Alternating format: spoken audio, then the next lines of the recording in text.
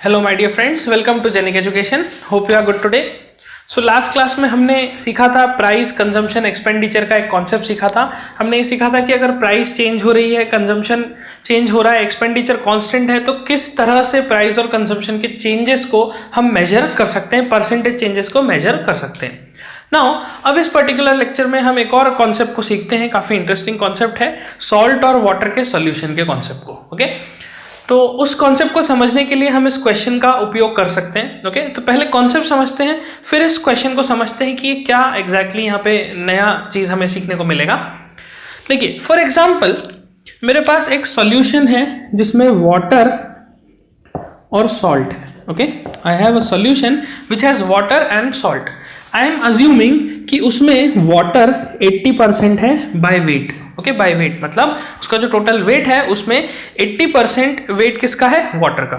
और ऑब्वियसली बात है, अगर 80% इसका है तो 20% सॉल्ट हो गया। ओके, सॉल्ट हो गया।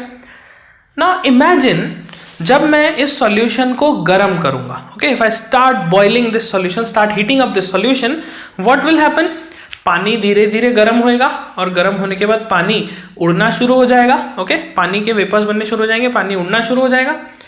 Now just imagine what will going to happen. क्या सॉल्ट भी उड़ने लगेगा? नहीं, सॉल्ट तो नहीं उड़ेगा। फिर क्या उड़ेगा? सिर्फ पानी। अब जब पानी इस पर्टिकुलर सॉल्यूशन में से उड़ने लगेगा तो क्या हम ये बोल सकते हैं कि पानी का वेट डिक्रीज होने लग जाएगा? यस, ऑब्वियसली पानी का वेट डिक्रीज होएगा। क्या सॉल्ट का वेट बढ़ेगा? नहीं, सॉल्ट का वेट बढ़ेगा। क्यों? सॉल्ट तो कोई ऐड नहीं कर रहे ऊपर से, उतना जितना सॉल्ट इनिशियली लिया था उतना ही है उसमें। इसका मतलब इस सॉल्यूशन को गर्म करने से पानी का वेट, तो weight, if I talk about weight, तो पानी का वेट डिक्रीज होएगा, लेकिन सॉल्ट का वेट तो कांस्टेंट रहेगा। ओके, कांस्टेंट रहेगा, वो चेंज नहीं होगा। नाउ अब इसी से एक इंपॉर्टेंट पॉइंट डिराइव होता है कि अगर पानी का वेट डिक्रीज हो रहा है, ठीक है ना, हमने क्या करा, सॉल्यूशन लिया, उसको बॉईल करना शुरू किया। बॉईल करते करते क्या हुआ? पानी का वेट डिक्रीज होने लगा। ओके, तो आपने देखा होगा कि अगर हम एक कंटेनर में नमक और पानी का सॉल्यूशन लें और फिर उसको बॉईल करें, तो बॉईल करते करते एक लिमिट ऐसा आता है कि पूरा का पूरा पानी उड़ जाता है, उसमें सिर्फ सॉल्ट ही रह जाता है। ओके, प्योर सॉल्ट अपन जिसको बोल सकते हैं, एकदम सॉल्ट बचा रह जाएगा आखिरी में।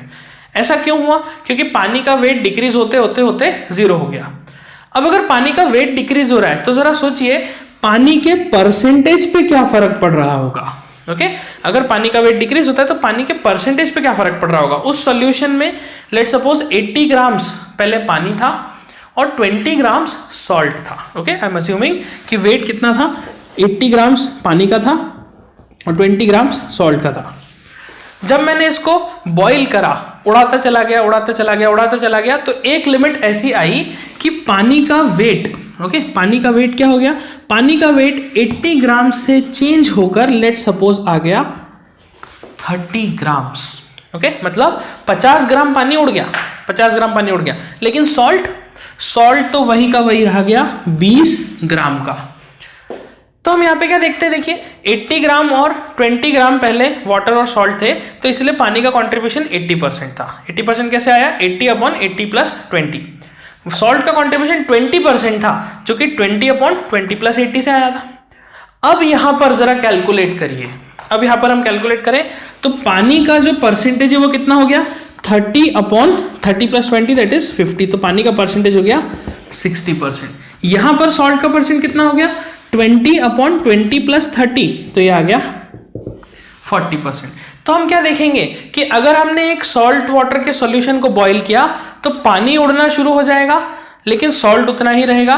पानी का वेट डिक्रीज होगा, सॉल्ट का वेट कांस्टेंट होगा, लेकिन पानी का परसेंटेज डिक्रीज हो जाएगा। तो ये जो परसेंटेज ऑफ वाटर है ये डिक्रीज हो जाएगा। और क्योंकि इसमें क्या है, इसमें सिर्फ वाटर और सॉल्ट ही है, इसमें और कुछ है ही नहीं, यही दो कंपोनेंट्स ही है। तो अगर पानी का परसेंटेज डिक्रीज हुआ तो परसेंटेज किसका बढ़ जाएगा? परसेंटेज बढ़ जाएगा सॉल्ट का। तो देखिए कितना ही इंटरेस्टिंग यहाँ पे फिनोमेना हो रहा है कि पानी का परसेंटेज डाउन हो रहा है बिकॉज पानी का वेट डाउन हो रहा है। सॉल्ट का परसेंटेज इंक्रीज हो रहा है बिकॉज बिकॉज पानी का परसेंटेज डाउन हो रहा है, ना कि सॉल्ट का वेट इंक्रीज हो रहा है। ओके, तो सॉल्ट का वेट पे कोई फर्क नहीं पड़ रहा। आप देख सकते हैं सॉल्ट का वेट कांस्टेंट है, उसको कोई फर्क नहीं पड़ रहा। वो पहले भी 20 ग्राम था, अभी भी 20 ग्राम ही है, लेकिन फिर भी उसका परसेंटेज कितना हो गया? 40%। क्यों हो गया? बिकॉज पानी का वेट भी डिक्रीज हो गया और पानी का परसेंटेज भी डिक्रीज हो गया। तो ये एक बहुत ही इंपॉर्टेंट कॉन्सेप्ट है कि सॉल्ट वाटर के सॉल्यूशन को बॉईल करने पर हमें पानी का वेट और परसेंटेज दोनों डिक्रीज होता दिखेगा, लेकिन सॉल्ट का वेट कांस्टेंट दिखेगा और परसेंटेज इंक्रीज होता दिखाई देगा। ओके, तो यहां पर ये परसेंटेज इंक्रीज जो दिख रहा है सॉल्ट का, ये हम नहीं कह सकते कि इस वजह से हो रहा होगा कि सॉल्ट हमने ज्यादा ऐड कर दिया, ऐसा नहीं है। ओके, ये तो पानी की वजह से ऐसा कंसेप्ट हो रहा है। ओके, सो आई होप ये पॉइंट आपको क्लियर हो रहा होगा पूरी तरह से कि हम यहाँ क्या समझाना चाह रहे हैं कि सॉल्ट और वाटर के सॉल्यूशन में किस तरह का इंटरेस्टिंग फिनोमेना यहाँ पे देखने को मिलता है। ओके, नाउ अब ये जो फिनोमेना है, इस फिनोमेना की इस फिनोमेना को और डीप में समझने के लिए हम इस क्वेश्चन का सहारा लेते हैं। ओके, देखिए किस तरह से क्वेश्चन को जरा रीड करिए एक बार और सोचिए जरा क्वेश्चन क्या बोलना चाहता है। क्वेश्चन कहता है कि fresh watermelon contains 90% water by weight. Okay, fresh watermelon क्या है? Fresh watermelon is something which contains 90% water by weight, while dry watermelon contains 20% water by weight. तो ड्राई वाटरमेलन क्या है? जिसमें 20% वाटर हो। What is the weight of dry watermelon? What is the weight of dry watermelon obtained from 20 kg of fresh watermelon? अब देखिए question को हम समझते ध्यान से। उसने कहा कि दो तरह के वाटरमेलन की बात कर रहे हैं। पहला वाटरमेलन है फ्रेश वाटरमेलन। तो फ्रेश वाटरमेलन में क्या है? 90% वाटर है बाय वेट। तो वाटर कितना है? 90%। नाउ अब अगर 90% वाटर है तो बाकी क्या चीज होगी? सोचिए जरा, क्या हो सकता है बाकी उसका पल्प होगा, सॉलिड होगा। तो हम लिख देते हैं पल्प। तो पल्प कितना है? ओके, पल्प कितना है? सिर्फ 10%। तो फ्रेश वाटरमेलन में वाटर 90% है और पल्प इज 10%। फिर दूसरा क्या बोला उसने? Dry watermelon contains 20% water by weight. तो एक तो ये तरबूज हो गया जो कि फ्रेश वाटरमेलन है, और दूसरा वाटरमेलन हो गया ड्राई वाटरमेलन जिसमें वाटर 20% है। ओके, जिसमें वाटर कितना है? 20% पानी है। और पल्प कितना होगा? पल्प हो जाएगा 80%। ओके, ऑब्वियस सी बात है, पल्प कितना हो जाएगा? 80%, क्योंकि उसमें से दो ही चीजें हैं, एक तो वाटर है और एक पल्प है, तो इनको दोनों को मिला के 100% तो होना ही है। अब खास बात देखिए यहाँ पे क्या हो रहा है। ड्राई वाटरमेलन बन कैसे रहा है आखिर? एक मैंने तरबूज लिया, एक फ्रेश वाटरमेलन लिया इस तरह का, इसको मैंने धूप में रख दिया, और धूप में रखने की वजह से इस फ्रेश वाटरमेलन का पानी उड़ने लगा। ठीक है, इसका पानी रिड्यूस होने लगा। कैसे रिड्यूस हो रहा है? इसका पानी बाय वेट रिड्यूस हो जाएगा। अब एग्जैक्टली सॉल्ट वाटर सॉल्यूशन का फिनोमेना यहाँ पे देखने को मिलेगा। अगर पानी का वेट घटेगा तो पानी का परसेंटेज भी घटेगा, और अगर पानी का परसेंटेज घटा तो पल्प के वेट को बिना बढ़ाए पल्प का परसेंटेज इंक्रीज हो जाएगा। ओके, हम क्या देखेंगे? If water is reduced, okay, water is reduced, okay, weight is reduced, so percentage will also reduce। अगर वेट रिड्यूस हुआ तो परसेंटेज भी डिक्रीज होएगा। But what will happen to pulp? अच्छा, पल्प को क्या होगा? क्या पल्प उड़ सकता है क्या बंद तरबूज के अंदर से? ऑब्वियसली नहीं हो सकता, this is not possible. So what will say कि पल्प का वेट तो कांस्टेंट रहेगा। ओके, अगर हम फ्रेश वाटरमेलन को धूप में रखते हैं तो पानी उड़ेगा, पानी का वेट डिक्रीज होएगा, लेकिन पल्प का वेट कांस्टेंट रहेगा, बट पल्प का परसेंटेज इंक्रीज हो जाएगा। तो वही का वही फिनोमेना है जो सॉल्ट वाटर सॉल्यूशन का है। तो इट मींस पल्प का अगर परसेंटेज हम इंक्रीज करा दें, पल्प के परसेंटेज को इंक्रीज करा दें, लेकिन वेट को कांस्टेंट रखते हैं। Are you getting my point? Weight को कांस्टेंट रखा। ओके, अब देखिए यहाँ पे क्या बोलता है वो, what is the weight of a dry watermelon obtained, okay, from a 20 kg of fresh watermelon. अब जरा सोचिए, अगर मैंने 20 kg का फ्रेश वाटरमेलन लिया, this is a fresh watermelon which is of 20 kg, तो उसमें वाटर कितना होगा? 90% पानी होगा। तो 90% पानी मतलब 18 kg वाटर हो गया। उसमें पल्प कितना होगा? उसमें पल्प आप देखेंगे तो 10% ऑफ 20 kg कितना हो गया? 2 kg हो गया। नाउ अब खास बात यहाँ पे क्या आती है कि पल्प 2 kg है और ये कंस्टिट्यूट कितना कर रहा है 10%। Okay, this constituting 10%। इस तरबूज को लिया, धूप में रख दिया, सुखा दिया, तो पानी उड़ने लगा उड़ने लगा उड़ने लगा और पानी उड़ गया बहुत सारा। और पानी के उड़ने की वजह से वो एक ऐसा वाटरमेलन तैयार हो गया, एक ड्राई वाटरमेलन। तो इस ड्राई वाटरमेलन और इस फ्रेश वाटरमेलन में रिलेशन क्या है? मैं कहता हूं इसमें रिलेशन है पल्प का। ओके, यहां पर पल्प 2 kg था, तो इस ड्राई वाटरमेलन में भी पल्प 2 kg ही रहेगा। पल्प की क्वांटिटी चेंज नहीं होगी, पल्प का वेट चेंज नहीं होगा, that will remain exactly 2 kg। फर्क कहां पे आएगा? फर्क आएगा कि ये 2 kg यहां पर सिर्फ 10% कंट्रीब्यूट कर रहा था, लेकिन ये 2 kg यहां पर 80% कंट्रीब्यूट कर रहा है। व्हाट यू कैन सी कि 80% कंट्रीब्यूशन दे रहा है ये सिर्फ 2 kgs। ओके, तो अगर इस ड्राई वाटरमेलन के वेट को मैं W मानता हूं, तो उस W का 80% कितना है? 2 kg। So I can write 80% of W is equals to 2। तो बस यहां से आपको क्या करना है? W वैल्यू निकाल लेनी है। क्यों? क्योंकि W क्या है? ड्राई वाटरमेलन का वेट है। तो यही तो मुझे निकालना है। मुझे फाइंड क्या करना है? मुझे फाइंड करना है कि इस फ्रेश वाटरमेलन को सुखाने पर जो ड्राई वाटरमेलन बनेगा उसका वेट कितना होगा।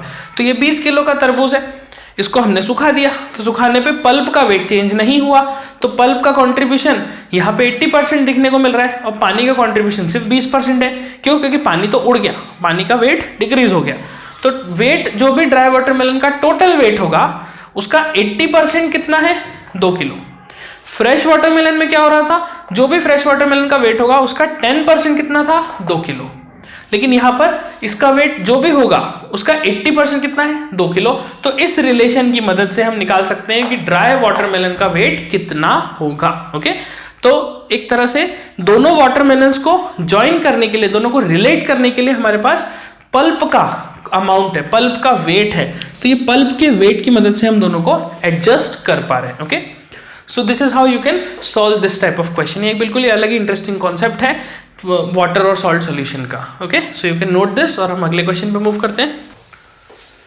Okay, so friends let's discuss a different question. एक और क्वेश्चन हम अच्छा सा डिस्कस करते हैं यहाँ पे, तो ये समझ में आएगा कि कैसे आपको टेक्निक लगाना है क्वेश्चंस को सॉल्व करने के लिए।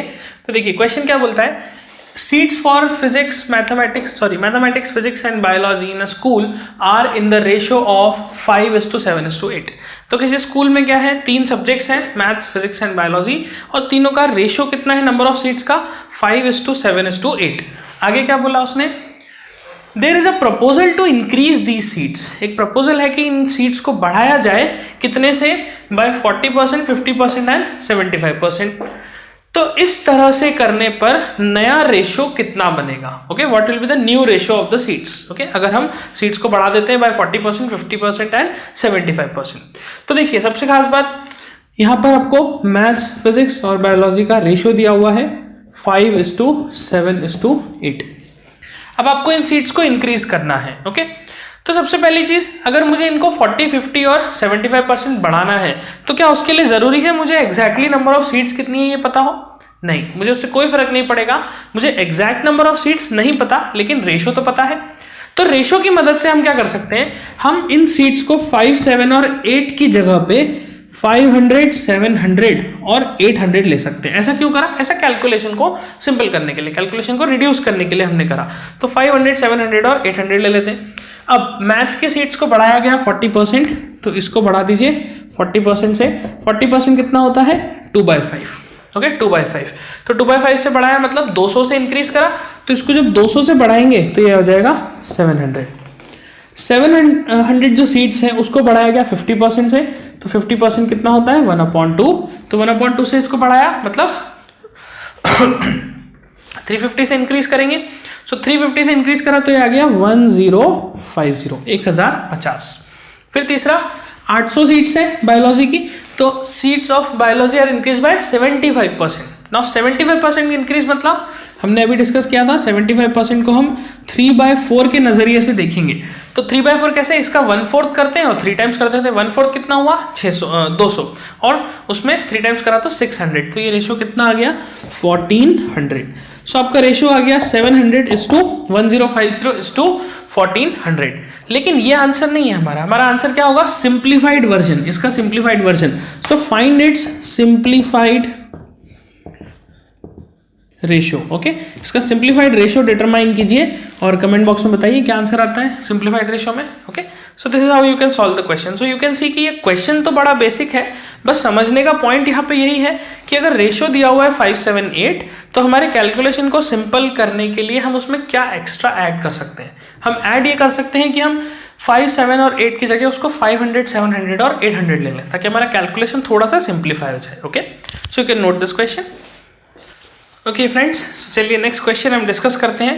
तो क्वेश्चन कुछ इस प्रकार है, if the length of a rectangular field is increased by 5%, then by what percent और by what amount the breadth of the field must be decreased to maintain the same area. Okay, मतलब क्या है, एक rectangular field है, उसके length को हमने increase कर दिया 5% से। तो अब मुझे ये पता करना है कि उसकी विड्थ को, उसकी ब्रेड्थ को कितने से डिक्रीज किया जाए सच दैट एरिया कांस्टेंट रहे, एरिया में कोई बदलाव नहीं हो। So how can you think of this question? You can start it by writing the formula for area. Area का फॉर्मूला क्या होता है, लेंथ इनटू ब्रेड्थ। ओके, अब देखिए यहाँ पे लेंथ और ब्रेड्थ मल्टीप्लाई होके एक तीसरी क्वांटिटी बना रहे हैं एरिया। ओके, तो अभी अभी हमने सीखा था कि हमारे पास इस तरह का एक फॉर्मूला होता है कि expenditure is equals to price into consumption. तो प्राइस और कंजम्पशन के प्रोडक्ट से भी एक्सपेंडिचर बनता है, दो क्वांटिटी की मल्टीप्लिकेशन से तीसरा। उसी तरह का लॉजिक यहाँ पे भी चल रहा है कि लेंथ और वेट मल्टीप्लाई हो रहे हैं और एक नया टर्म बनाया जा रहा है, that is area. Okay, this is how we can think of doing this. अब क्या मैं कह सकता हूं कि जो कॉन्सेप्ट यहां लगा था वही का वही यहां पे भी लग जाएगा? ऑब्वियसली यहां पे भी लग जाएगा। देखिए, लेंथ लिखा, विड्थ लिखा और एरिया लिखा। अब क्या बोला उसने कि एरिया तो कांस्टेंट होना चाहिए, मतलब जो पहले एरिया था वही का वही अभी भी दिखेगा। तो एरिया का रेशियो कितना बन गया? एरिया का रेशियो बन गया 1:1। अभी तो एरिया का रेशियो आया, लेंथ का रेशियो क्या होगा? हम देख सकते हैं कि लेंथ को हमने क्या करा है, इंक्रीज करा है 5% से। नाउ 5% कितना होता है? 5% is equals to 1/20। You can simplify this, you can get 1/20। तो अगर प्राइस का जो लेंथ है वो 5% से इंक्रीज हुआ है तो क्या आप बता सकते हैं पुरानी लेंथ और नई लेंथ में रेशियो कितना बना होगा? ऑब्वियसली हम कहेंगे denominator is to denominator plus numerator, जो परसेंटेज इंक्रीज में हमने सीखा था। तो यहां पर लेंथ का रेशियो बन गया 20:21। ओके, 20:21। अगर ऐसा है तो बताइए विड्थ के साथ क्या हो रहा होगा? तो जो हमने यहां पे लगाया था कि अगर ये टर्म कांस्टेंट है तो इन दोनों के रेशियो रिवर्स हो जाते हैं। तो एग्जैक्टली यहां पर भी यही होगा, एरिया कांस्टेंट है तो अगर लेंथ इंक्रीज हुआ है तो जितने रेशियो से लेंथ इंक्रीज हुआ है उतने ही रेशियो से आपको विड्थ जो है वो कम होती हुई दिखाई देगी। तो लेंथ का रेशियो 20:21 है तो विड्थ का रेशियो आ जाएगा 21:20। तो विड्थ कितने से डिक्रीज हुई? देखिए 1 से डिक्रीज हुई। किस पे डिक्रीज हुई? 21 पे, क्योंकि ओल्ड वैल्यू कितनी है 21 into 100। So this gives you the percentage change in the breadth of this rectangular field so as to maintain the same area। Okay, तो आप इसको सॉल्व करके बताइए जरा कमेंट बॉक्स में क्या आंसर आता है, कितना परसेंट डिक्रीज दिखाई देता है आपको। ओके, तो देखिए यहाँ पे क्या हुआ, लेंथ, ब्रेड्थ और एरिया एग्जैक्टली वही रिलेशन फॉलो कर रहे हैं जो प्राइस, कंजम्पशन, एक्सपेंडिचर कर रहे हैं। तो ऐसा नहीं है कि ये इक्वेशन सिर्फ एक ही जगह पे यूज हो रही है, ये हमने देख सकते हैं कि कई जगहों पे ये इक्वेशन, एग्जैक्टली सेम इक्वेशन को हम यूज कर सकते हैं। Okay, so this is how you can solve the area or you can use this price, consumption, expenditure condition in geometrical values, in the geometrical figures। okay, तो इसे note कीजिए। एक और क्वेश्चन करते हैं इससे रिलेटेड, थोड़ा और इंटरेस्टिंग। ओके, सो चलिए नेक्स्ट क्वेश्चन हम देखते हैं। यहाँ पे क्वेश्चन कहता है if the radius of a cone is increased bye 14.28%, then by what percentage the height must be decreased so as to maintain the same volume। Okay, क्या question है कि एक कोन है हमारे पास। ओके, उस कोन में क्या हो रहा है, उसका रेडियस, उसका कोन का रेडियस कौन सा, बेस का जो रेडियस होता है। सो कोन का जो रेडियस है वो 14.28% से इंक्रीज हो गया, मतलब कोन ऐसा फैल गया थोड़ा सा और। ओके, तो हमें ये बताना है कि इस तरह के एक्टिविटी से हाइट को हम कितना डिक्रीज करें। इस एक्टिविटी की वजह से हाइट को कितना डिक्रीज करे ताकि कोन का वॉल्यूम चेंज नहीं हो। Okay, so it's a very practical problem. You can सी कि परसेंटेज हमें कितना ज़्यादा प्रैक्टिकल लाइफ में यूज होता है। एक कोन है, उसका रेडियस बढ़ गया तो हाइट को कितने से कम करूँ ताकि वॉल्यूम में चेंज नहीं हो, मतलब वो पानी उतना ही होल्ड कर पाए अभी भी, या वॉल्यूम उतना ही रहे, कैपेसिटी उतनी ही रहे जितनी पहले थी। तो यहाँ पर हम देख सकते हैं कि सबसे इंपॉर्टेंट चीज क्या है, रेडियस इंक्रीज हुआ है किससे, 14.28% से। किस में इंक्रीज हुआ है, देखो वॉल्यूम, हमें क्या करना है, वॉल्यूम को सेम करना है। तो वॉल्यूम को सेम करना है तो सबसे पहले अपन वॉल्यूम के फॉर्मूले को जानते हैं। तो कोन के केस में कुछ इस तरह से कोन हम बना देते हैं। ओके, दिस इज योर कोन। इस कोन का ये हो गया रेडियस और इस कोन की ये हो गई height.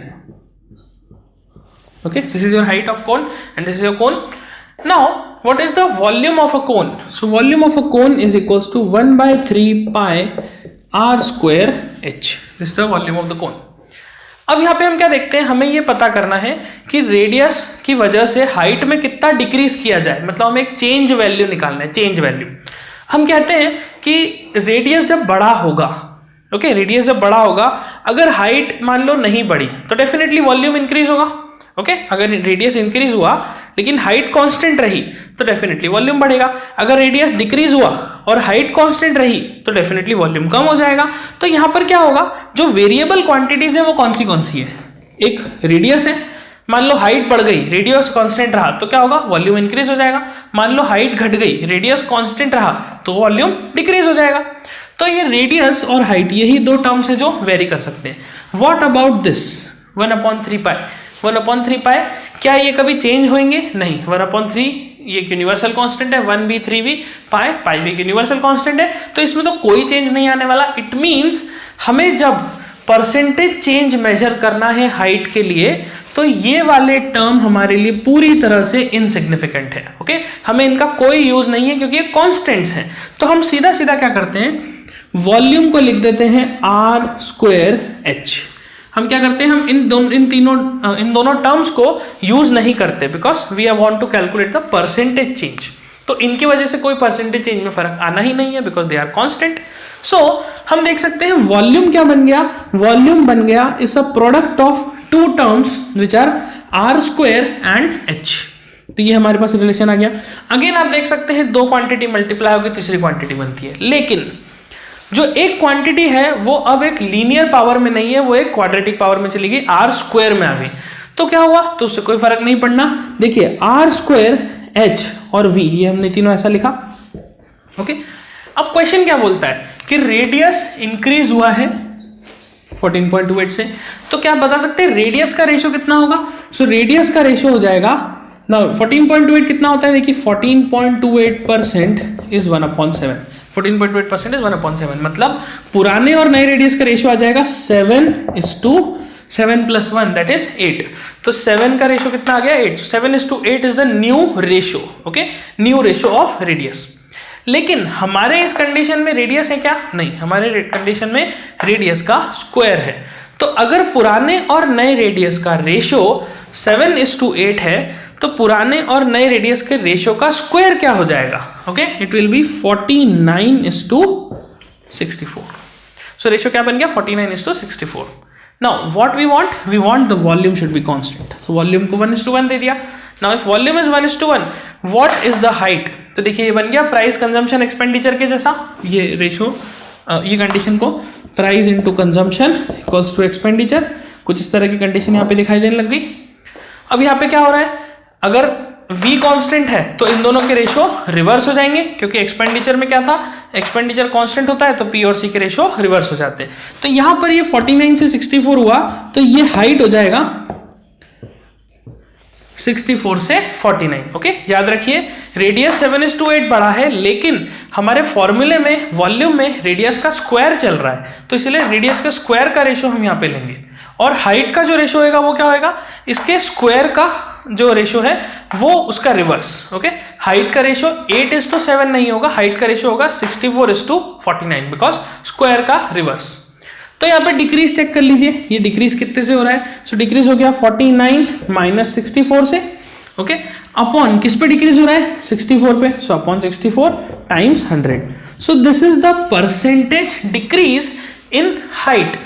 Okay, this is the amount of percentage that we have to decrease the height so that the volume remains constant. हम volume को constant रखना चाहते हैं, so we have to reduce the height by this percentage. Okay, this 49/64 मतलब 15/64 into 100 आप solve करके बताइएगा comment box में कितना value आता है ये वाला.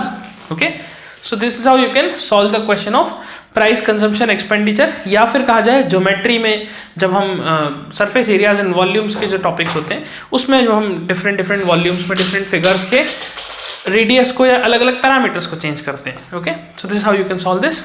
ओके, सो चलिए एक और क्वेश्चन हम डिस्कस करते हैं इसी पर्टिकुलर टॉपिक में. सो क्वेश्चन कहता है a factory employ skilled workers, unskilled workers and clerks. Okay, एक फैक्ट्री में क्या हुआ, स्किल्ड, अनस्किल्ड और क्लर्क्स को हमने एम्प्लॉय किया. फिर आगे क्या बोला, in the proportion of 8:5:1. Okay, तो इसका मतलब जो ये नंबर ऑफ एम्प्लॉयज हैं इनका रेशियो कितना है, 8:5:1. आगे क्या बोला, and the wages of a skilled worker, unskilled worker and a clerk are in the ratio of 5:2:3. मतलब दो रेशियो हमें यहाँ पे दिए हुए. पहला रेशियो नंबर ऑफ वर्कर्स का 8:5:1 और दूसरा रेशियो उनके वेजेस का कि हर एक एम्प्लॉय की, हर एक व्यक्ति की वेज कितनी है, it is in the ratio of 5:2:3. Okay, तो दो रेशियो दे दिए. तो सबसे पहले इन दो रेशियो को लिख देते हैं. देखिए, number of employees, number of employees का रेशियो आ गया, स्किल्ड वर्कर, अनस्किल्ड वर्कर और क्लर्क्स का रेशियो आ गया. This is 8:5:1. This is one ratio. Okay, second ratio क्या दिया है उन्होंने, वेजेस का. तो वेजेस किस रेशियो में चल रही है, वेजेस चल रही हैं इनकी 5:, this is the ratio, this one and this one, 5:2:3 के रेशियो में. ओके, सो वेजेस का रेशियो आ गया 5:2:3. So you can see here. अब आगे क्या बोला उसने, when 20 unskilled workers are employed. Okay, अगर हमने 20 अनस्किल्ड वर्कर्स को एम्प्लॉय किया, मतलब जो अनस्किल्ड वर्कर है उनकी क्वांटिटी दे दी, एब्सोल्यूट क्वांटिटी दे दी कि वो 20 अनस्किल्ड वर्कर्स हम यहाँ पे लगा रहे हैं. Okay, then employed the total wages amount to 318. मतलब क्या कहा उसने कि अगर हम 20 अनस्किल्ड वर्कर लगाते हैं तो सबका जो टोटल वेज है, ओके, टोटल वेज वो कितना आ रहा है, 318 रुपए. तो आपको ये बताना है कि हर एक कैटेगरी के वर्कर्स का वेज कितना है, what is the wage of each of the category worker. Okay, हर एक कैटेगरी के वर्कर्स का वेज कितना है. नाउ सबसे पहली चीज क्या दिया हुआ है यहाँ पे कि 20 अनस्किल्ड वर्कर लग रहे हैं. Okay, 20 unskilled worker. Number of employees किस रेशियो में होने चाहिए, 8:5:1. तो इसका मतलब अगर 8 स्किल्ड वर्कर लेते हैं तो 5 अनस्किल्ड लेने होंगे और 1 क्लर्क लेना होगा. अगर 80 स्किल्ड वर्कर लेते हैं तो 50 अनस्किल्ड लेने होंगे और 10 क्लर्क लेने होंगे. अगर ये 16 लेते हैं स्किल्ड वर्कर तो क्या होगा, अनस्किल्ड वर्कर हमें 10 लेने होंगे और क्लर्क कितने लेने होंगे, 2. ओके, तो क्या होगा, जिस प्रपोर्शन में ये चेंज होएगा उसी प्रपोर्शन में ये भी चेंज हो जाएगा और उस प्रपोर्शन में ये भी चेंज हो जाएगा. ओके, सेम वैल्यू से चेंजेस होंगे. अब उसने बोल दिया कि अनस्किल्ड तो हमने 20 ले लिए, इसका मतलब ये अनस्किल्ड 5 की जगह कितने हैं, 20. तो कितने टाइम्स से हमने अनस्किल्ड को बढ़ा रखा है, 4 टाइम्स से. ओके, तो ये 4 टाइम्स बढ़ाने की वजह से इसको भी हम 4 टाइम्स बढ़ा देंगे. सो 8 4 कितना आया, 32. मतलब अगर आप 20 अनस्किल्ड वर्कर्स लगाते हैं so 32 skilled workers you have to deploy. Okay, then what about clerks, 4 times increase कर देंगे क्लर्क्स को भी, क्योंकि ये 4 से बढ़ा है तो ये भी 4 से ही बढ़ेगा और ये भी 4 से बढ़ेगा, because we have to maintain the ratio, we can not change the ratio. So यहाँ पे देख सकते हैं क्लर्क कितने लगने चाहिए, 4. So we need 4 clerks to maintain this ratio of 8:5:1. Okay, so हमारे पास exactly number of skilled workers आ गए, exactly number of unskilled workers आ गए और एग्जैक्टली नंबर ऑफ क्लर्क्स आ गए. अब उनकी वेजेस का रेशियो दिया हुआ है, देखिए 5:2:3. क्या ये एग्जैक्ट वेजेस है, एब्सोल्यूट वेजेस है, नहीं, this is just a ratio. तो उनकी वेजेस 50, 20 और 30 भी हो सकती है. उनकी वेजेस 10, 4 और 6 भी हो सकती है. उनकी वेजेस 500, 200 और 300 भी हो सकती है. तो फिर हम कैसे पता करें कि एग्जैक्टली वेज कितनी है, तो हम मान लेते हैं कि कोई x वैल्यू है, तो इनकी वेज कितनी हो गई, हम मान लेते हैं 5x, इनकी वेज हम मान लेते हैं 2x और इनकी वेज हम मान लेते हैं 3x. Okay 2x 5x and 3x okay. हालांकि इसको और भी तरीके करने के, but this is the most simple way जो आपको एक बार में क्लियर हो जाएगा। तो ये आ गया हमारे पास वेज का रेशो। अब देखिए 32 स्किल्ड वर्कर्स हैं और हर एक वर्कर को 5x रुपीज का अमाउंट मिलता है।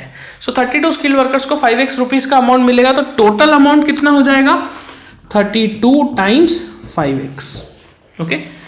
20 अनस्किल्ड वर्कर्स को 20 अनस्किल्ड वर्कर है और हर एक अनस्किल्ड वर्कर को 2x रुपए मिलते हैं, तो टोटल अमाउंट कितना हो जाएगा 20 into 2x। This is the total amount of unskilled workers. उसके बाद क्लर्क्स की बात करें तो 4 क्लर्क है और हर एक क्लर्क को 3x रुपीज मिलते हैं, तो total amount paid to clerk कितना हो जाएगा 4 टाइम्स ऑफ 3x ओके। और टोटल इन सभी का सम आपको कितना दिया हुआ है 318 ओके। ये आपको दिया हुआ है 318 रुपए। तो यहां से बड़ी आसानी से आप x का वैल्यू निकाल सकते हैं, और जो x का वैल्यू आएगा उससे क्या करेंगे, वो निकालने के बाद हम वेजेस निकाल सकते हैं, क्योंकि 5x is the wage of each category, is the wage of skilled worker category, 2x is the wage of unskilled worker category and 3x is the wage of clerks category. So what you can see, if you find the value of x, you will get the value of skilled worker salary, unskilled worker salary and clerk salary. Okay, so solve करके जरा बताइएगा क्या salaries आती है comment box में। तो simple है question, अब तो काफी सिंपल हो गया, कुछ बचा ही नहीं है, यहाँ पे सिर्फ कैलकुलेशन ही करना है। Okay, so this is how you can solve this question. So you can note this.